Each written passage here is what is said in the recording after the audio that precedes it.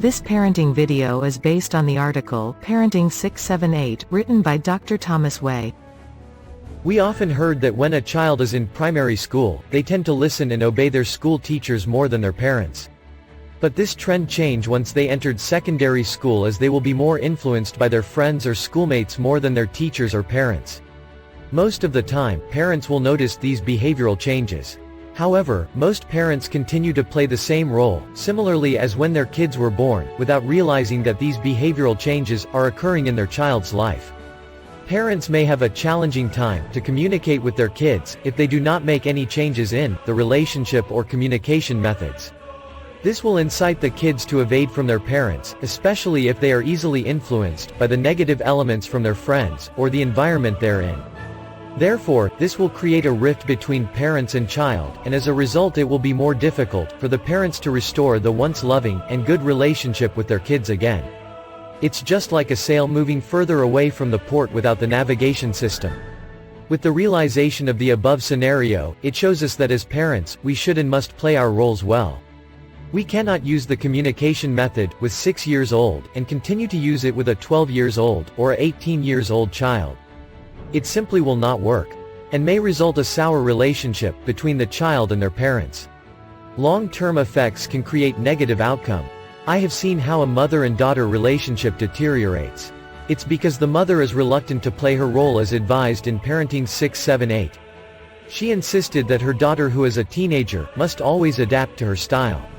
Successful teachers are those who are liked by their students because the teachers show interest in their students.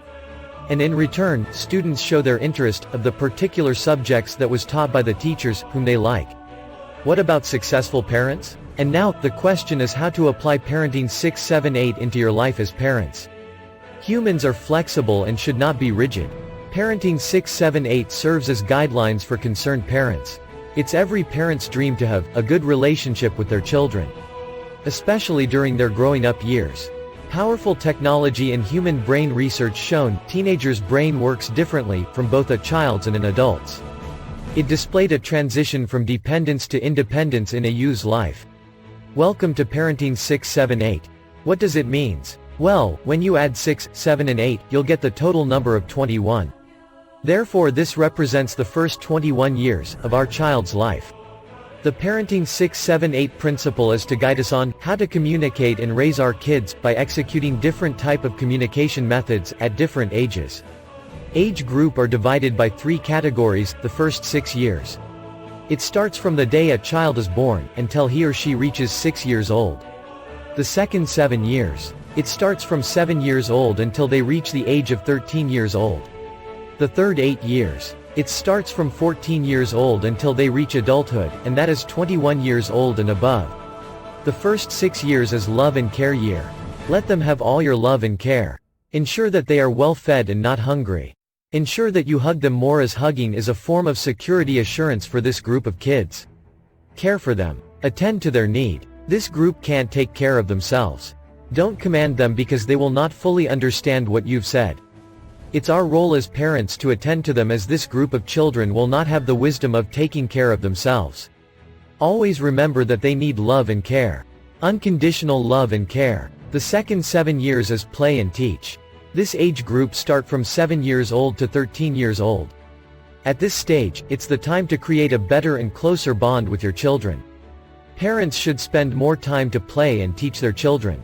Since most of the new generation of parents are educated, hence most of them will be able to guide their kids on their school works. I am not suggesting parents should be their full-time teacher, but do spend some time by playing and teaching them. Play with them. Let them have some good childhood memories. The third 8 years is friendship years. This age group start from 14 years old to 21 years old. These are critical years in your children's life. Teenagers presume that they know everything. Teenagers tend to listen more to their friends, as they begin to build friendship and trust among the peers. Parents need to become their friend, and change the communication method with them. The old methods like playing and teaching may not be effective anymore at this level. The way you treat your friend and methods of communication shall apply. Treat them as friend. Let them give you their opinion and make decision with you. As a parent, we will always love our kids, and we'll try our best to provide them with the best thing we can afford. The bond between a parent and their kid should always be strong. Some parents play their role wrongly, by using the wrong type of communication methods with their children. We hope that Parenting 678 will be able to provide a simple guidelines for parents to foster a greater relationship with their children until they reached adulthood.